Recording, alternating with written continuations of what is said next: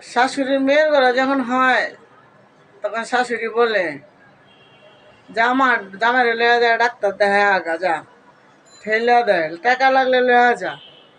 সুন্দর ব্যবহার, ঠিক আছে। মাইয়া অসুবিধায় পড়ছে, বিপদে পড়ছে, এটা হলো মেয়ে মানুষের সবচেয়ে বিপজ্জনক একটা জায়গা। আর ছেলের বউ যদি কোহায়া কাহায়া মরে, আর যদি ঘর না ঝাড়ু দেয়, বিছানা না ঝাড়ে, আর যদি রান্না করে না খায়, তাহলে চাইরো বাড়ির মানুষ একখানে কইরা হালায়। ওই যে আমার পোলারে তাবিজ কইরা লয়া বাজারে গেছে গা, যাইয়া বলে ওর বলে কি চাকা বাসে। আমরার কালে এরকম চাকা বাসছিল না, আমরার কালে এরকম ছিল না। আমরা নুন দিয়া ভাত খাইতাম, আমরা মরিচ দিয়া ভাত খাইতাম, এগুলা বলে। আর বউরে বসতে দেয় না, আর বউরে শুইতেও দেয় না, রেস্টও দেয় না। আর ওনার মাইয়া হইলে ঠিকই দিত, বুঝছেন? এরকম শাশুড়ি আছে না? আছে। মায়ের বেলা বুঝে শোয়া না, আর মায়ের ছেলের বউর বেলা বুঝে চাইরা না।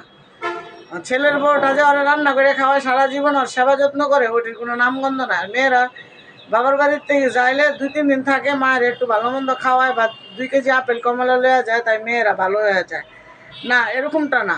আমার বাইর বউ আমার মায়ের যদি 10 টাকার কিছু খাওয়ায়, এটাই আমার মার শুক্রিয়া আদায় করতে হবে। মেয়ের আমার একটু ভালোই বাসে, এ ভালোবেসে যে এই না ভাইয়ের সংসার থেকে মায়ের উতলায়া বাতলায়া এভাবে নিয়ে আসবো। কথাটা সত্যি হইলে বন্ধুরা জানাইবা।